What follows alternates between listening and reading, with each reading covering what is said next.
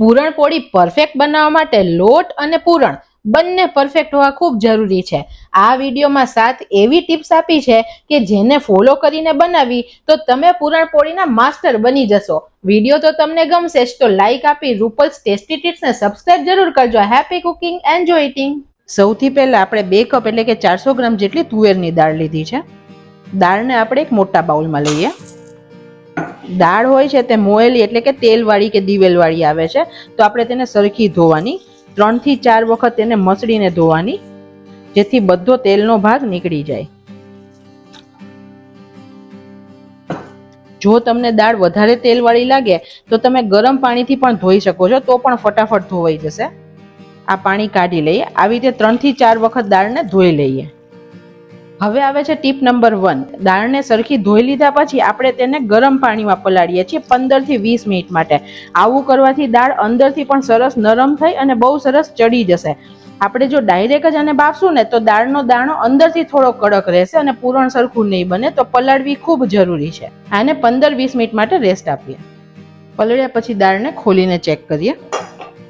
દાળ સરસ પલળી ગઈ છે, તમે જોઈ શકો છો. તેનો કલર પણ ફરી ગયો છે. દાળનું પાણી કાઢી લઈએ છીએ. હવે આવે છે ટીપ નંબર 2. દાળ બાફતી વખતે પાણી કેટલું લેવાનું. હું તમને એકદમ સરળ માપ કહું. જેટલી દાળ લીધી છે તેટલું જ પાણી લેવાનું. અત્યારે આપણે 2 વાટકી દાળ લીધી છે, તો 2 વાટકી પાણી એડ કરીએ છીએ. ફ્રેન્ડ્સ, આમાં પાણીનું માપ વધી જશે ને તો દાળ બહુ નરમ રહેશે અને એવા ટાઈમે તમારે પૂરણ બનાવતા બહુ વાર લાગશે, તો દાળમાં પાણી માપે નાખવું જરૂરી છે. તમે જુઓ, દાળ ડૂબે તેટલું જ પાણી આવ્યું છે. પૂરણને સારો કલર દેવા માટે 1 પિંચ જેટલી હળદર એડ કરીએ અને દાળ એકદમ સરસ બફાય તેની માટે 1 ચમચી તેલ એડ કરીએ. બધું સરખું મિક્સ કરી દઈએ. આપણે એક મોટું કુકર લીધું છે, તેની અંદર આવી રીતે કોઈ પણ સ્ટેન્ડ અથવા કાંઠો મૂકો. હવે કુકરમાં આપણે 4 વાટકી જેટલું પાણી એડ કરીએ. આ 2, આ 3 અને આ 4 વાટકી. ગેસની ફ્લેમ મીડિયમ રાખીએ. તપેલી મૂકીએ. કોઈ પણ ડીશથી આપણે ઢાંકી દઈએ. રીંગ લગાવી અને કુકરનું ઢાંકણું બંધ કરીએ. મીડિયમ ગેસની ફ્લેમે 5 વિસલ થવા દઈએ. હવે આવે છે ટીપ નંબર 3. આપણે આટલું પૂરણ બનાવ્યું તો તેની સામે લોટ કેટલો લેવાનો. દર વખતે આપણને આ સવાલ આવે કે દાળનું પૂરણ વધી જશે કે લોટ વધી જશે, તો આજે પરફેક્ટ માપ જોઈએ. જે કપના માપથી તુવેરની દાળ લઈએ છીએ તે કપના માપથી 3 ટાઈમ્સ એટલે કે 3 ગણો આપણે લોટ લઈશું. ટોટલ આપણે 2 કપ તુવેરની દાળ લીધી છે, તો અત્યારે 6 વાટકી જેટલો આપણે લોટ લઈએ છીએ અને અત્યારે રોટલીનો નોર્મલ લોટ જ લઈએ છીએ. આપણે મોણ માટે 2 ટેબલસ્પૂન જેટલું તેલ એડ કરીએ.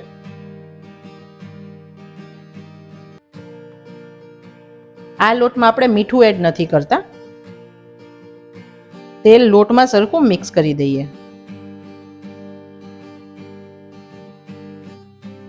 આપણો લોટ અને તેલ સરસ મિક્સ થઈ ગયું છે. અત્યારે મેં 300 ml નો ગ્લાસ પાણી લીધું છે. હું તમને વાપરીને કહું કે મેં કેટલું પાણી વાપર્યું. આપણે લોટ છે તે રોટલીથી પણ થોડો નરમ રાખવાનો છે.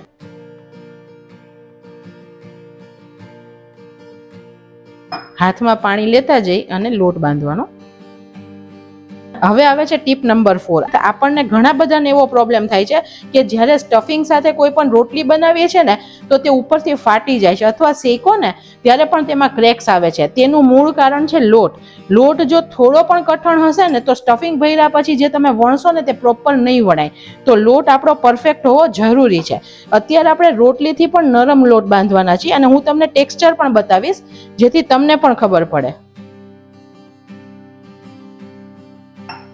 પૂરણપોળી બધાના ઘરે બનતી હોય છે, પણ આ બધી મહત્વની વસ્તુ છે. ઘણીવાર આપણને એવું થાય કે આપણને બનાવતા આવડે છે પણ પરફેક્ટ નથી બનતી, તો તે આ નાની નાની બાબતનું ધ્યાન રાખશો ને તો આપણા ઘરે પણ પરફેક્ટ પૂરણપોળી બનશે. આપણે 300 ml પાણી બધું વાપરી લીધું છે અને આપણો અડધો જ લોટ બંધાયો છે, તો હજી હું બીજું પાણી લઉં છું.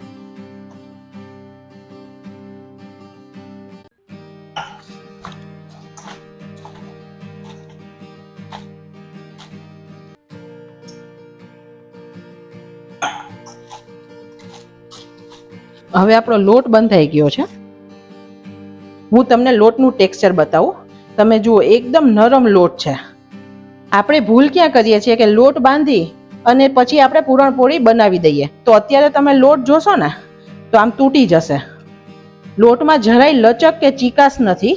આવી રીતે તમે જુઓ તો તૂટી જાય છે. આવો લોટ હશે ને તો જ્યારે સ્ટફિંગ વાળું બનાવશું ને ત્યારે સ્ટફિંગ ભરી અને પછી જ્યારે આપણે તેની રોટલી બનાવશું ને તો તે ફાટતી જશે. તો આમાં લચક આવવી જરૂરી છે. તો આપણે એને નકલથી થોડીક વાર મસળવાનો છે.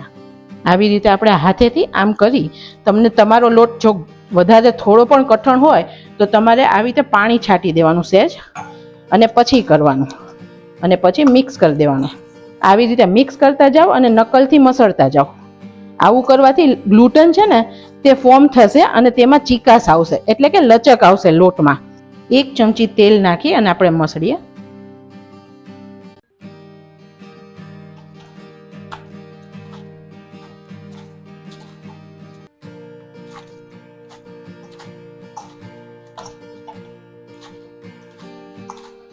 આપણો લોટ સરસ મસળાઈ ગયો છે. હું તમને હવે ખેંચીને બતાવું. આપણે જે લોટ લીધો ને તે આપણે આવી રીતે કરી, પહેલાં જે તૂટી જતો હતો ને એની જગ્યાએ હવે ખેંચાય છે. આ લોટ અત્યારે પરફેક્ટ છે. આને આપણે ઢાંકી અને 15 થી 20 મિનિટ માટે રેસ્ટ આપીએ. આપણું કુકર પણ ઠંડુ થઈ ગયું છે. બિલકુલ તાસકમાં ઉપર પાણી પણ ઉભરાઈને નથી આવ્યું. અને દાળ પણ આપણે જોઈએ, તમે જુઓ આમ દબાવો છો ને તો અહીંયા જ મેશ થતી આવે છે. એકદમ પરફેક્ટ દાળ ચડી ગઈ છે. દાળને આપણે 5 મિનિટ જેટલું ઠંડુ થવા દઈએ. તમે જુઓ દાળ બધી જગ્યાએથી એકદમ મસ્ત બફાઈ ગઈ છે અને પાણી કેટલું પરફેક્ટ હતું. દાળ બિલકુલ ઢીલી નથી. તમે જોઈ શકો છો દાળ એકદમ કઠણ છે. હવે આવે છે ટીપ નંબર 5 કે આપણે ગળપણ કેટલું લેવાનું. તો આપણે જે વાટકીના માપે તુવેર દાળ લીધી છે તે જ વાટકીના માપથી તેટલું જ તુવેર દાળ જેટલું જ આપણે ગળપણ લેવાનું છે. આપણે 2 વાટકી તુવેર દાળ લીધી તો અત્યારે 2 વાટકી ગળપણ લીધું છે. તેમાં અમે અડધી ખાંડ અને અડધો ગોળ લીધો છે. તેનું કારણ છે, એકલી ગોળમાં પૂરણપોળી બનાવીએ ને તો ગોળમાં થોડી ખારાશ હોય છે. તો પૂરણ જ્યારે ખાવ ને ત્યારે તમને થોડું સોલ્ટી લાગશે, એકદમ મીઠાશ નહીં લાગે. તો તે મીઠાશ લાવવા માટે આપણે અત્યારે બુરુ સાકરનો ઉપયોગ કરીએ છીએ. અત્યારે મેં ખાંડ નથી લીધી, દળેલી બુરુ સાકર એટલે કે ખડી સાકર લીધી છે. હવે આવે છે ટીપ નંબર 6. આપણે શું કરીએ, આ પૂરણને કડાઈમાં લઈ લઈએ, પછી ગોળ ઉમેરી અને પછી તેને હલાવીએ. બધું પાણી બળે અને ઘટ થાય ત્યાં સુધી થવા દઈએ. આપણે આજે એકદમ જલ્દીથી પૂરણ બને તેની માટે એક ટ્રીક કરીએ. અત્યારે આપણે મિક્સરનો ઉપયોગ કરીએ છીએ. દાળ ઠંડી થઈ ગઈ છે, રૂમ ટેમ્પરેચરે છે. આપણે 2 ભાગમાં ક્રશ કરીશું. અડધી ખાંડ આમાં મિક્સ કરી દઈએ છીએ ને અડધો ગોળ પણ મિક્સ કરી દઈએ છીએ. અત્યારે મારો દેશી ગોળ છે. જો તમારો કોલ્હાપુરી હોય તો તમારે સમારીને એડ કરવો. હવે આને આપણે ક્રશ કરી લઈએ. જે કડાઈમાં આપણે પૂરણ બનાવવું છે તેમાં તેને કાઢી લઈએ. બીજો બેચ પણ ક્રશ કરી દઈએ. બાકીનો બધો ગોળ એડ કરી દઈએ. બુરુ સાકર પણ એડ કરી દઈએ. એલચી વગર તો પૂરણપોળી અધૂરી છે ને, તો આપણે અડધી ચમચી જેટલો એલચી પાવડર એડ કરીએ છીએ. તમને જો જાયફળનો ટેસ્ટ ભાવતો હોય તો તમે આમાં થોડું જાયફળ પણ અત્યારે નાખી શકો છો અને કેસરવાળું પાણી પણ એડ કરી શકો છો. બીજો બેચ પણ આપણો ક્રશ થઈ ગયો છે, તેને પણ કાઢી લઈએ. તમને એમ થતું હશે કે મિક્સરમાં આ કરવાનું કારણ શું? ફ્રેન્ડ્સ, મિક્સરમાં કરવાથી એકદમ સોફ્ટ ટેક્સચર આવ્યું છે દાળનું. ઘણીવાર એવું થાય કે દાળનો કોઈ દાણો રહી ગયો ને તો પૂરણપોળી જ્યારે વણીએ ને ત્યારે તે ફાટતી જાય. આવી રીતે કરશો ને તો એકદમ મસ્ત પૂરણપોળી તૈયાર થશે અને એકદમ ઇઝી રીત છે. જો કોઈ ફર્સ્ટ ટાઈમ બનાવતું હશે ને તો પણ પરફેક્ટ જ બનશે. હવે આપણે ગેસની ફ્લેમ ચાલુ કરીએ. અત્યારે મીડિયમથી સ્લો તાપ રાખ્યો છે અને 1 ચમચી જેટલું ઘી એડ કરીએ. હવે આપણે સ્લો તાપ ઉપર આને થવા દઈએ. આને સતત હલાવવાનું, નહીં તો નીચે ચોંટતું જાય. અને વાસણ છે તે જાડા તળિયા વાળું લેવાનું અથવા નોનસ્ટિક લેવાનું.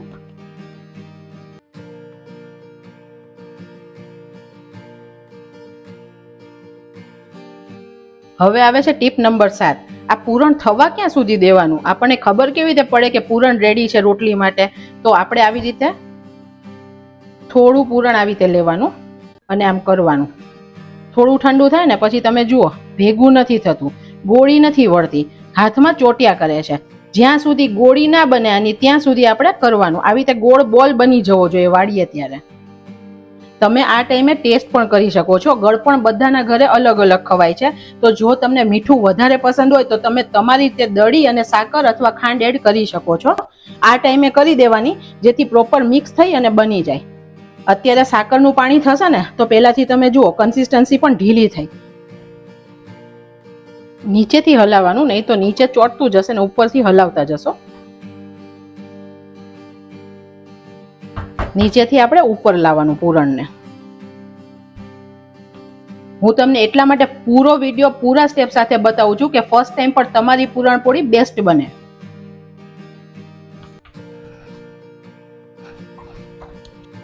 હવે કન્સિસ્ટન્સી થોડી થીક થતી આવે છે. લગભગ 4-5 મિનિટ જેટલો સમય થઈ ગયો છે. ગેસની ફ્લેમ સ્લો રાખવાની છે. જ્યારે થવા આવશે ને ત્યારે તે કડાઈ પણ છોડતું જશે. બીજું 1 ચમચી જેટલું ઘી એડ કરીએ જેથી સાઈન આવશે ને ટેસ્ટ પણ સરસ આવશે ઘીનો.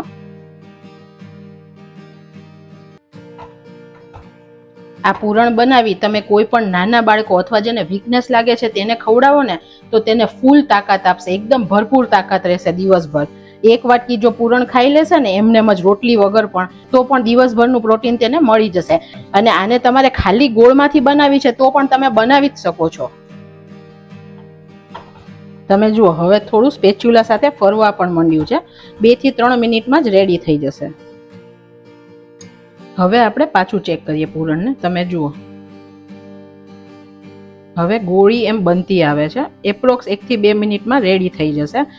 તમે એમ હાથમાં લઈને કરશો ને તો ગોળી જેવું ફોર્મ થાય છે, પણ હજુ થોડું સ્ટીક છે. હજુ 1 થી 2 મિનિટ માટે થવા દઈએ. છેલ્લે 2 ચમચી જેટલું ઘી એડ કરીએ. ટોટલ આપણે 4 ચમચી જેટલું ઘી નાખ્યું છે. આનાથી પૂરણમાં સરસ સાઈન આવશે. તમે જુઓ હવે કડાઈ સાથે પૂરું ફરી રહ્યું છે પૂરણ. પૂરણ આપણું રેડી થઈ ગયું છે. પૂરણને આપણે પ્લેટમાં ઠારી દઈએ. પૂરણ ઠંડુ થઈ ગયું છે. હવે હાથમાં થોડું ઘી લગાડી લઈએ અને એના લુવા બનાવીએ. તમે આવી રીતે હાથમાં લઈને બનાવશો ને તો એકદમ પરફેક્ટ ગોળ લુઓ બની જશે, કેમ કે આપણું પૂરણ એકદમ પરફેક્ટ બન્યું છે. આવી રીતે આપણે બધા બોલ બનાવી લઈએ. આપણા લોટે પણ રેસ્ટ કરી લીધો છે. તમે જુઓ એકદમ સરસ સોફ્ટ લોટ છે. આવો જ લોટ હોવો જોઈએ. એકવાર તેને કેળવી લઈએ. આ માપથી 4-5 જણા પૂરણપોળી જમી શકે છે. બીજી સાઈડ આપણે લોઢીને પણ ગરમ થવા મૂકી દઈએ. અત્યારે મેં નોનસ્ટિકની તવી લીધી છે. એક લુઓ લઈએ, તેનો આવી રીતે હાથમાં બોલ બનાવીએ. તમે જુઓ આપણે જે પૂરણનો બોલ બનાવ્યો તે અને લુઓ બે સરખા માપે બનાવ્યું છે, જેથી પૂરણ બધી જગ્યાએ એકદમ સરસ લાગે. વધારે પડતો લોટ હશે તો પૂરણપોળી બન્યા પછી મોળી લાગશે.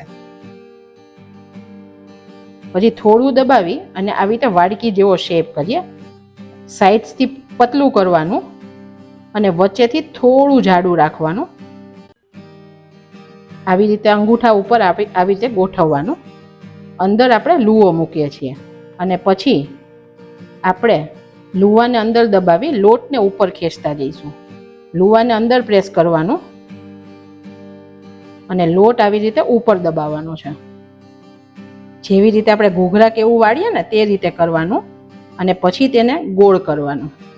હવે આપણે હાથેથી આવી રીતે થોડું તેને દબાવી દઈએ જેથી બધી સાઈડ સરસ તે સ્પ્રેડ થઈ જશે. કોરા લોટમાં ડસ્ટ કરીએ. વધારાનો લોટ કાઢી લઈએ.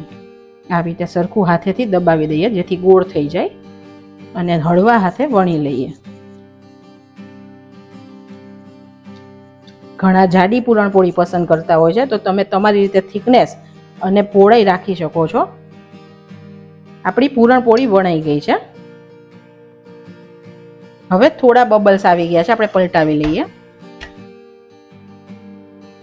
બંને સાઈડ આપણે સરસ શેકવાની છે. તમે જુઓ આખી પૂરણપોળી ફૂલે છે.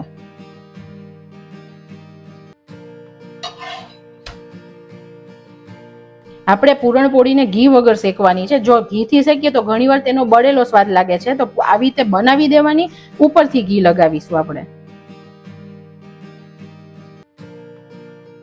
આપણે તેને કાઢી લઈએ. ઘી વગર તો પૂરણપોળી અધૂરી જ છે ને, તો આપણે ઘી લગાવીએ અને ગરમ ગરમ સર્વ કરીએ.